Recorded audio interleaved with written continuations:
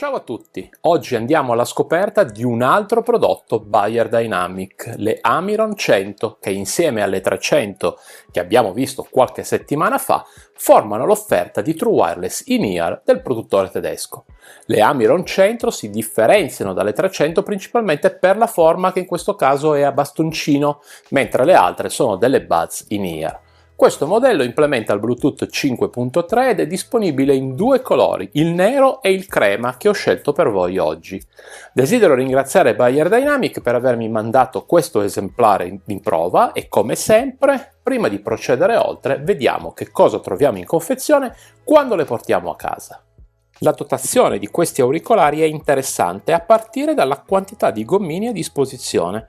Trovare quello adatto alle nostre necessità non sarà difficile perché c'è il set completo che va dalla taglia XS alla XL. La particolarità sta nella taglia M, che è presente due volte, una già montata di fabbrica e una ulteriore nel set in dotazione. Visto che la taglia M è quella di solito più utilizzata, averne un paio in più è un'ottima cosa. Abbiamo poi due manualetti di carta, ovvero il manuale utente e le informazioni circa la sicurezza e la garanzia. Il breve manuale utente però non è in italiano. E per finire, oltre alla custodia con gli auricolari all'interno, abbiamo il cavo di ricarica USB-A/USB-C di circa 25 cm in colorazione abbinata alla custodia, che è un piccolo tocco di classe. Con delle dimensioni di 6,5 x 4,8 x 2,5 cm e un peso complessivo di 50 grammi, questa custodia può essere portata nella tasca dei jeans senza problemi per via delle forme molto arrotondate e un'altezza non eccessiva. Le forme sono oramai conosciute, nulla che non si sia già visto, e con una finitura delle plastiche piuttosto liscia che le rende un po' scivolose se abbiamo le mani asciutte. Nella parte frontale abbiamo il logo Beyerdynamic di colore argento e subito sopra il LED di notifica multicolore. Nella parte posteriore non ci sono segni distintivi tranne la generosa cerniera metallica di cui vi dirò meglio a breve, e nel lato inferiore abbiamo la sola presa USB-C per la ricarica. Il pulsante per avviare la procedura di accoppiamento si trova invece nella parte destra della custodia. Se apriamo poi lo sportellino si nota subito il secondo colore, grigio chiaro in questo caso, che riprende il colore dei gommini. Sia gli incavi superiori che inferiori sono lucidi, mentre il resto è tutto in plastica opaca. Dicevo prima della cerniera che è generosa se vista da fuori, ma da cui si nota che invece le dimensioni reali sono ridotte. Difatti è presente qualche lieve gioco o spostamento se le muoviamo in questo modo, ma nulla di particolarmente grave. Inoltre la resistenza opposta dalla cerniera è scarsa, nel senso che basta un tocco leggero per farla chiudere, oppure il famoso tipico movimento in stile zippo, tipico delle AirPods. L'estrazione degli auricolari è semplice se si prendono in questo modo e si tirano verso l'alto. Se si prova invece a prenderli solo dalla capsula risultano più scivolosi. Una volta estratti però dovrete rigirarli tra le dita per poterli indossare, e questo a mio avviso è il problema più grosso rilevato in questa custodia. Avrei difatti preferito non doverli rigirare tra le dita, considerando che nel compiere questo movimento potrebbero cadere di mano. Vediamo ora l'auricolare e parto dalle forme che, almeno per il bastoncino, non sono così comuni. Questo è difatti decisamente più largo del solito ed ha questa colorazione argento solo nella variante crema, nella variante nera è invece nero. All'estremità superiore abbiamo quest'area tonda incavata con inciso tono su tono il logo del produttore, area tonda che non è altro che l'area touch di cui vi parlerò meglio a breve. Guardando l'area interna invece si nota subito l'unica colorazione, quella crema, utilizzata anche per la capsula e soprattutto le plastiche opache accompagnate dalla scritta Beyerdynamic che corre lungo tutto il lato interno. La forma della capsula è un ovale poco pronunciato, difatti se la guardiamo dall'alto si nota che non è molto allungata. In bella vista poi c'è il sensore di prossimità, così che quando ne rimuoviamo uno la traccia audio si ferma e riprende quando lo indossiamo. I microfoni a disposizione sono 3 per auricolare e sono posizionati in questo modo.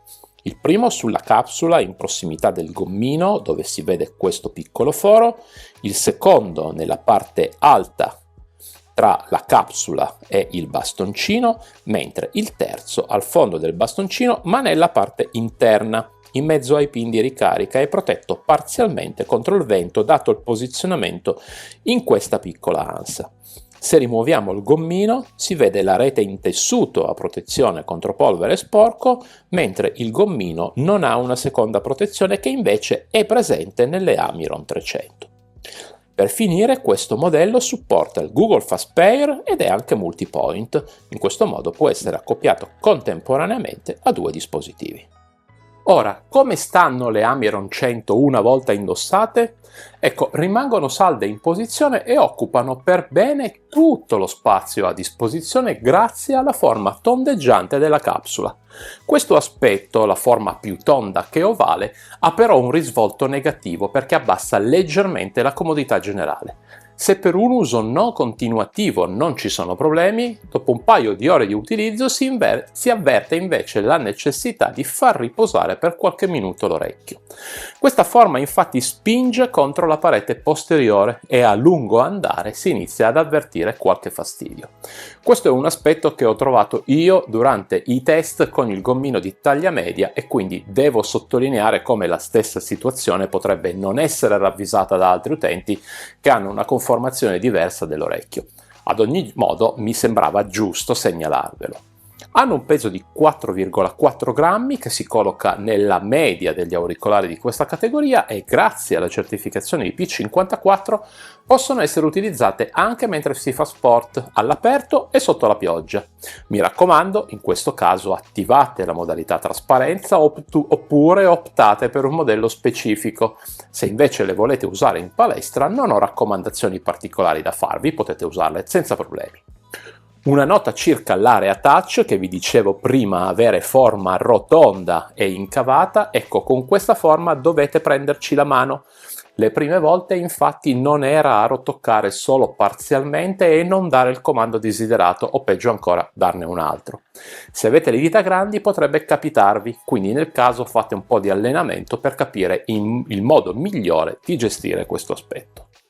L'applicazione per gestire le Amiron 100 porta lo stesso nome del produttore e nella schermata principale mostra la percentuale di carica dei singoli auricolari e della custodia e quando è disponibile un nuovo aggiornamento vi informa e vi guida nella procedura. Ci sono 7 tasti a disposizione e ognuno si occupa di gestire un aspetto di queste True Wireless.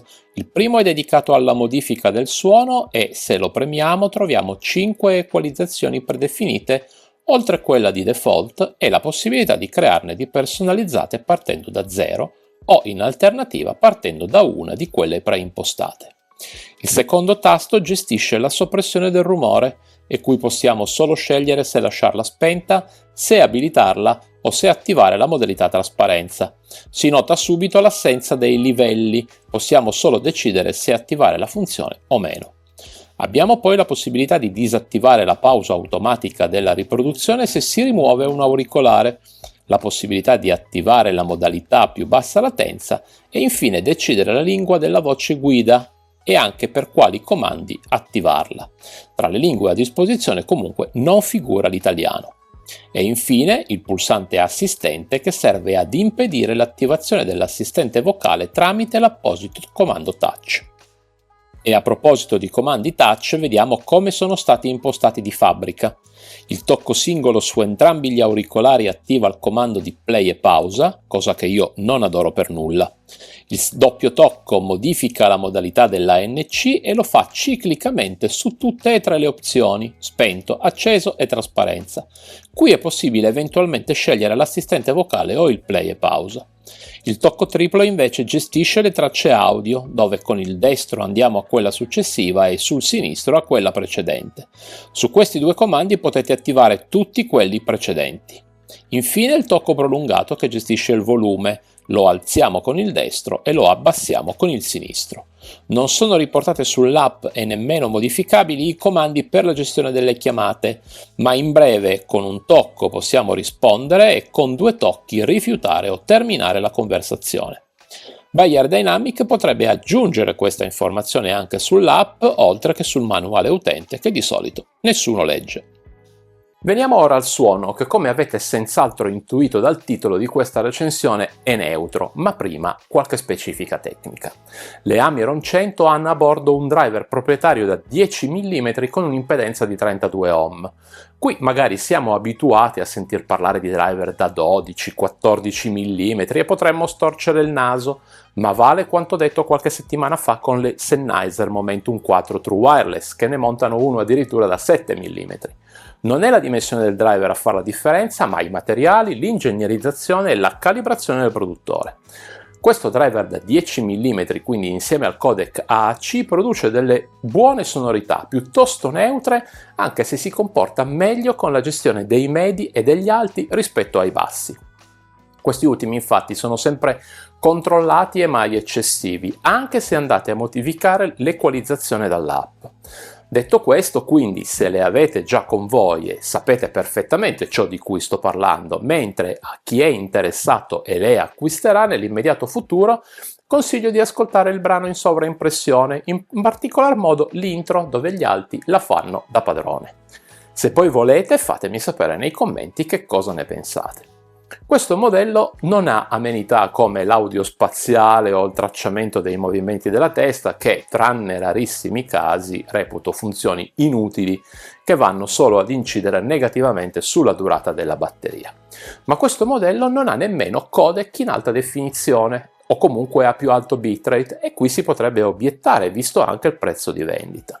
Ecco, se siete alla ricerca di codec come LDAC, meglio puntare sulle Amiron 300 che abbiamo già visto qui sul canale, che hanno caratteristiche più evolute ad un costo ovviamente maggiore.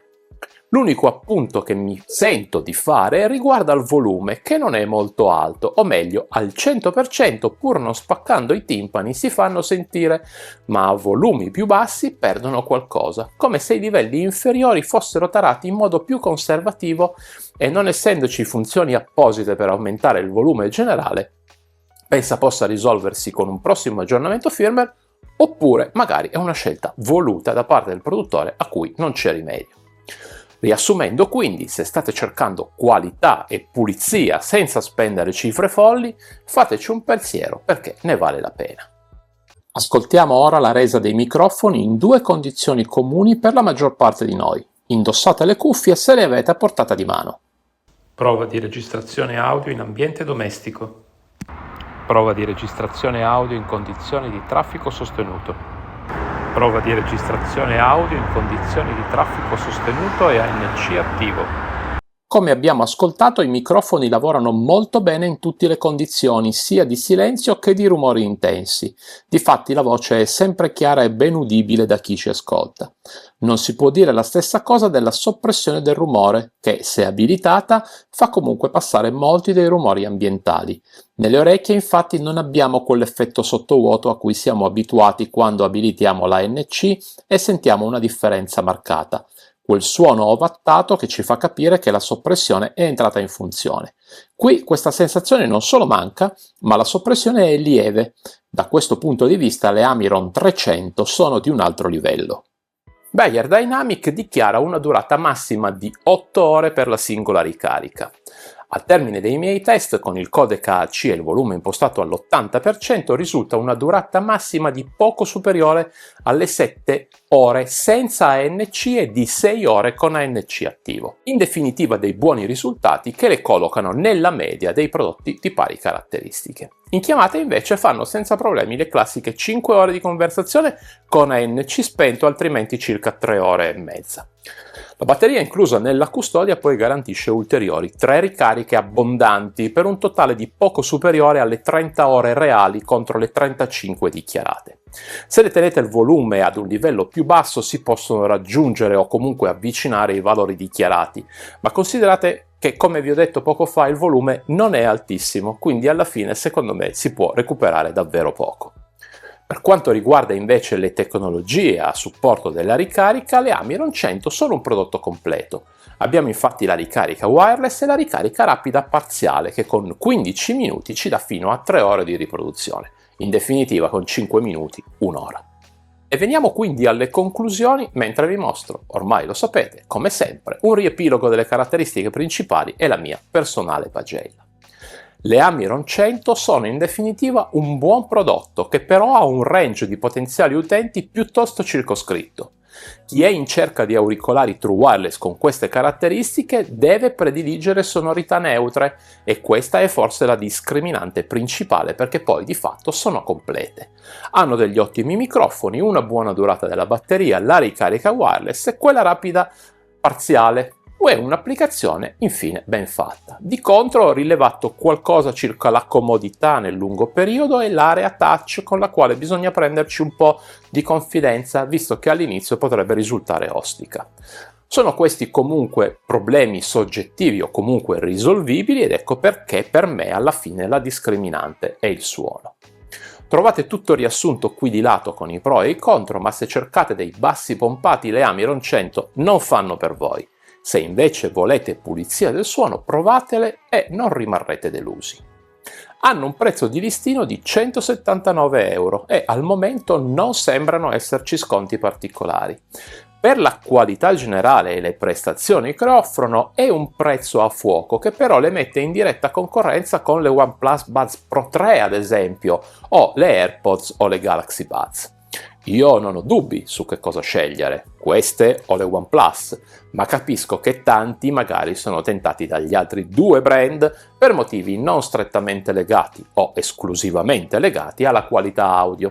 Fatemi sapere nei commenti che cosa ne pensate. Dicevo prima del prezzo, vero che non ci sono sconti, ma se qualcuno di voi è interessato all'acquisto può trovare questo esemplare, utilizzato per la recensione, sul canale Telegram che trovate qui di fianco o in descrizione e che vi invito comunque a seguire.